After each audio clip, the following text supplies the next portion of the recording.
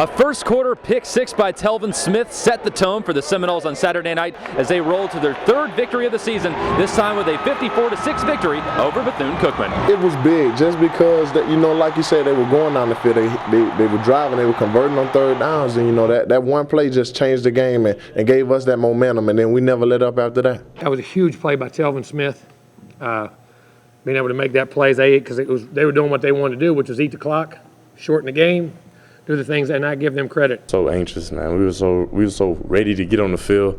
I mean, defense, they always holding them. We knew they was gonna come off with a good turnover, and that actually boosted our momentum up even more, and it made us more anxious to get on the field. It's been very important for our team. It get us very balanced, get us going. We could do a lot of things when we could run the ball and pass the ball.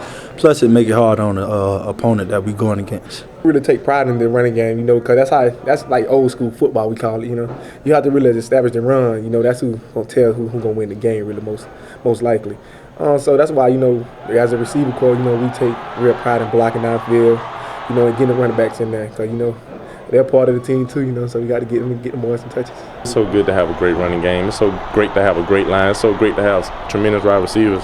I mean, those guys are just doing an awesome job. Just make my job easier, make everyone else's job easier. When we have a balanced attack and come out there basically doing good in all aspects of the game, you can't go wrong. We hit a lot of big plays now. We did hit big plays. We ran the football well. Very pleased with Devontae. Thought he had a great game. Thought Carlos ran well. James had a good, solid game. Put the ball on the ground. Thought Jameis had a very solid game. Had 3 or 4 drop balls. Had 1 or 2 bad reads I would like to take back, but had 2 drop touchdowns on the day. It's saying he more mobile and always looking downfield. And big plays are always gonna come in when plays get like that, when somebody get in there too fast and he can make somebody miss.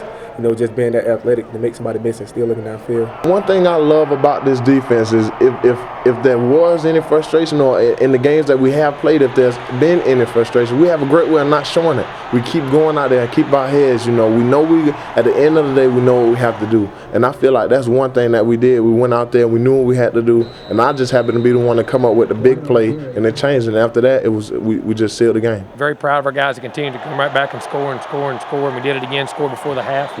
Got the ball second half, come out very sharp, coming out in the second half.